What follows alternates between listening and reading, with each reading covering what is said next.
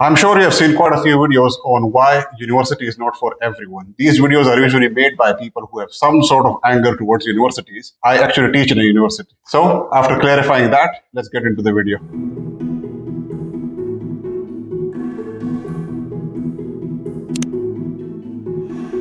It is now so normal to go to the university that we seem to forget that only a couple of decades ago, only a small minority of people were actually going to the university. Now we have reached a stage where universities are unsustainable. Just 20 years ago, a university degree was one of the most exclusive things you can have. These days, almost everyone is going to university and getting a degree. Since then, successive governments, in order to bring in some social progressiveness, have thought that university is the answer without going into the details. While the number of people going to the university has been increasing, the poorest people are still not going to the universities, which actually make a difference. When we talk about the elite universities, it is still a small minority of the population who can think of and go to these universities. Rather than something that bright academic students used to do, a university education has become as compulsory, or it sounds as compulsory as school itself. It is not. The increasing number of school leavers who are going to university in itself is not a negative, especially when we think of the students who are from disadvantaged backgrounds. What the rising number of applications does for our society, when you see your friends applying to the university, is that you think that you have to do it as well. The reality is that most 17-year-olds do not have a strong grasp of what they want to do for the rest of their lives. Simply picking up the best subject that you had in school is not a way to pick your subjects for the university. The myth of the university culture, the myth of the university fun is drummed up to us from a young age, which gives us an idea that university is non-stop party, it is non-stop dancing or some form of life that everyone wants to have at the age of 18. The people among us who have been to the university can tell you that things can be very different. For example, even in the UK, with the increase of tuition fees every year since 2012, the number of applications still seem to keep rising. A university degree can be a wonderful thing, and it is lovely to see that people are thinking of it as an option. Going on and then taking that option at every level is what creates the problem. Nothing in life is free, especially in education at the university. With it getting more and more expensive and all the other costs which are associated, for example, living costs and time cost, it is also a burden on the society which is paying for the debt afterwards. So we need to ask this question, is university necessarily a good option for the number of people who are going to universities these days? Because of the massive expansion of the universities and higher education in general, it is going to become a bigger and bigger economic problem as we move forward. For example, a study from the British Chamber of Commerce found that 66% of manufacturers and 57% of other people employing cannot find the right staff. Instead of fixing the skill gap in the market, universities have ended up expanding it. In addition, there are 134,000 students a year who will not pay a single penny back for the next 10 years towards their student debt. Let me give you an example. 126,000 students started a creative arts degree in 2016-17. The average salary of a creative arts student 10 years after graduating is £23,000 a year. Part of the problem is a university degree has become a means to its own end. The simple fact is university degrees are not developed for economic gains. Universities are the forum in which we develop ourselves, study something that is more personal to us than actually just getting a job. If universities are trying to rationalize paying that amount of money and selling the idea that you will get a better job because of it, that only happens for a small minority of subjects and a small minority of students actually. If we take away this burden of economic gain from a degree, students will be able to actually enjoy what they want to study. This coupling of economic crisis along with the number of courses which are being created every year creates a combination of problems which will keep multiplying as we move forward. It is now possible to almost study anything at the university, and most of these courses aren't structured enough to become a degree in itself. For some reason, we are very happy to ignore this problem. I've said in a previous video, it's not about what you know, but who you know. And universities is a fantastic way to form connections and friends from around the world. And that's something that you wouldn't have been able to do in college. For example, a BBC documentary based on Oxford University, the students and candidates learned very quickly it was important to form connections that were ideal to shape their future careers. As an individual who loves to network, I found today It's a lot easier to connect and open up conversations with my previous Sheffield University peers as I would with new connections. And this becomes a catalyst for opening up conversations. Let's move on to the experience of university. And this is something that I've found. University is usually the first opportunity to live away from home, away from the parents, where you learn basic living skills such as cooking, cleaning, and planning your own diary. When I went to Sheffield University, the key objective was to enhance my learning and take away a degree.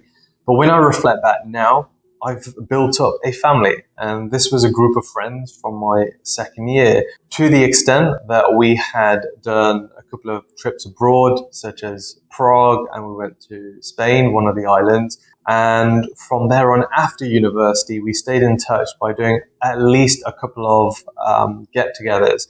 And today, we've done celebrations for when people have got married and when friends have also had children. One of the things that we do is Christmas dinner, where one of us gets to host the dinner each year. Let's move this on towards the university and how it contributes towards a career. The backbone has always been learning and opportunities that you can gain. Now, one of the things that we've got to remember, certainly in my time, is that the landscape has changed. And when I went to university in 2007, sources for knowledge, such as YouTube, has massively changed. YouTube was just taking off.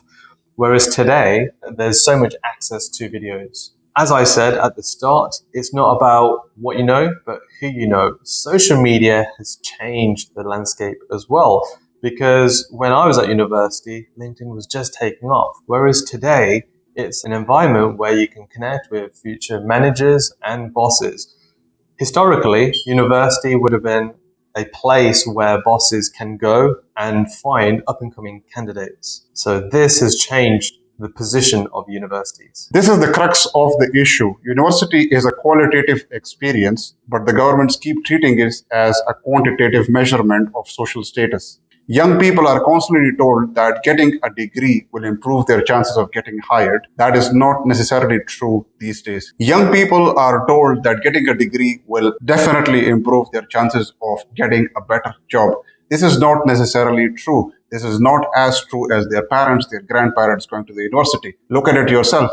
If just 20% of the people were going to the university, or if 30% of people were going to the university, of course, the things that they were studying, and if there were jobs available, there was less competition for it. These days, if you go and get on a course, even at a small university, you are there with a couple hundred people, even in a small town. And let me burst another bubble. Most of the biggest companies in this world still pick students from specific university. Yes, policies have changed. Yes, there are more checks, but believe me, they still prefer students from specific university. Multiple reports show that at least 1 million students in the UK every year would have been better off getting a technical education and a skill rather than go to the university. This is not just a matter of concern for the students. It is also a matter of concern for the taxpayers who have to fill the bill afterwards. The numbers are astronomical. The Department of Education predicts that 83% of students will not pay any money back, and 30 years later, this debt will be written off. It is not difficult to see how this does not make any sense except for the universities taking the money.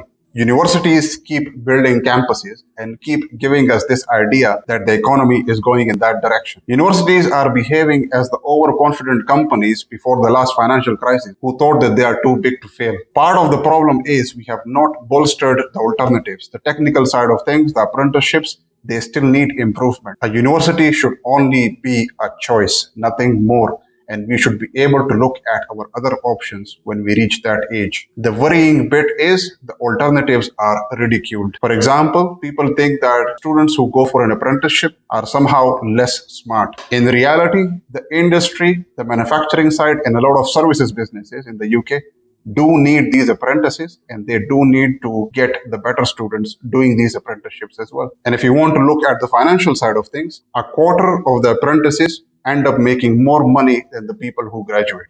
The government will only truly invest in the younger generation when they start taking apprenticeships a bit more seriously. For this to be a viable option, they have to cut some funding from the universities. While people will say that it's unfair to cut funding for the universities, let's not pretend that one size fits all. Let's not pretend that university is the right option for every young individual. Some of the brightest minds in this country aren't even studying at the best university. And the worst bit is, these students are just thinking about their future finances rather than actually studying something that they enjoy and they can add more value towards. When we stop this unnecessary devotion towards university degrees, we can truly start doing something for the next generation of this country. What I do not understand is that we have clear figures that a university degree does not mean that you will get a better job these days. So why is the older generation still pushing their kids towards these degrees? It may have created happiness for them, it may have created stability for them,